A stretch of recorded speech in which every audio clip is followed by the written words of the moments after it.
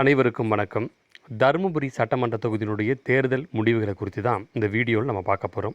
2026ஆம் ஆண்டு தமிழ்நாட்டில் நடைபெற்ற சட்டமன்ற தொகுதியில் 108 சட்டமன்ற தொகுதியில் கைப்பற்றி திமுக அதிமுகவிற்கு அதிர்ச்சி வைத்தியத்தை கொடுத்திருக்கிறது விஜயினுடைய தமிழக வெற்றி கழகம். இந்த தேர்தலில் தருமபுரி மாவட்டத்தில் இருக்கிற தருமபுரி சட்டமன்ற தொகுதியினுடைய தேர்தல் முடிவுகளை குறித்து தான் இந்த வீடியோவில் நம்ம முழுவதுமாக அலச இருக்கின்றோம்.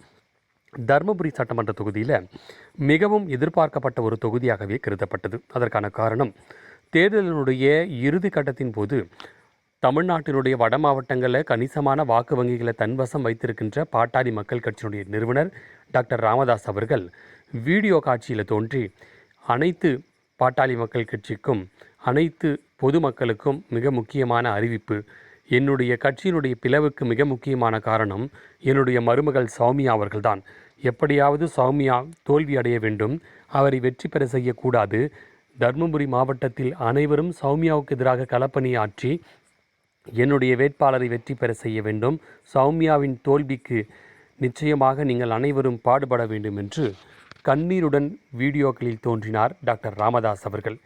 என்னடா இது, இவ்வளோ பெரிய தலைவர் தன்னுடைய மருமகளுக்கு எதிராக இப்படி தீவிர பிரச்சாரம் செய்கிறாரே, அப்போ கடுமையான போட்டியை தருமபுரி மாவட்டத்தில் சௌமியாவுக்கு எதிராக கொடுக்க போகிறாரோ அப்படின்ற ஒரு எண்ணம் அனைவருக்கும் தோன்றியிருந்தது.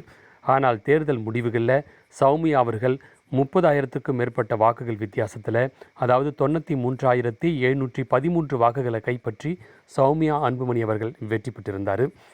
2ஆம் இடத்துல திமுக தான் வரும் அப்படின்னு எதிர்பார்க்கப்பட்ட சூழ்நிலை, 2ஆம் இடத்துல விஜயனுடைய தமிழக வெற்றி கழகத்தின் சார்பாக போட்டியிட்ட சிவன் அவர்கள் சுமார் 72,817 வாக்குகளை பெற்று 2ஆம் இடத்தை தக்க வைத்து கொண்டார்.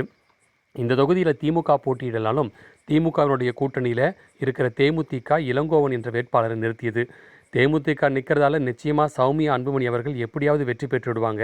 ஏன்னா தேமுதிக ஒரு பலம் இழந்த கட்சியாகவே கருதப்பட்டது.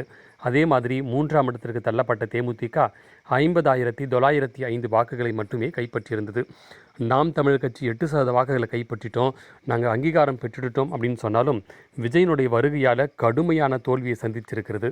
விஜயனுடைய வருகையால் நம்முடைய தருமபுரி சட்டமன்ற தொகுதியில் நாம் தமிழர் கட்சியினுடைய வாக்கு மிகவும் மோசமானதாகவே மாறியிருக்கிறது.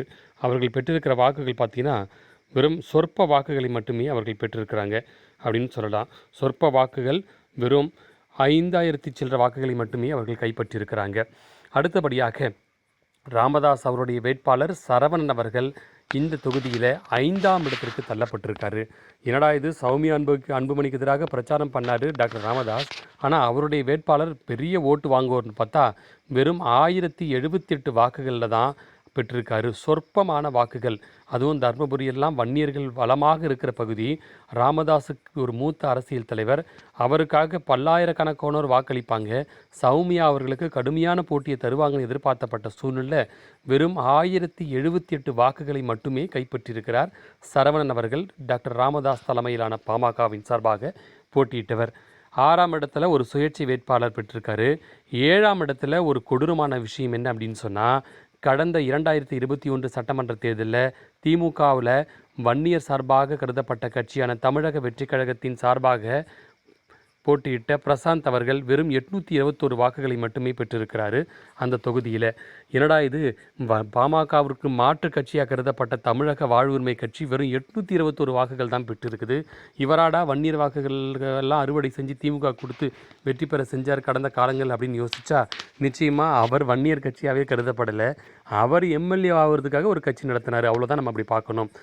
தர்மபுரி மாவட்டத்தில் டாக்டர் ராமதாஸுடைய பேச்சும் டாக்டர் ராமதாஸுக்கு பின்னால் பாமக யாரும் செல்லவில்லை என்பதை இந்த தேர்தல் முடிவுகள் நமக்கு உணர்த்துகிறது.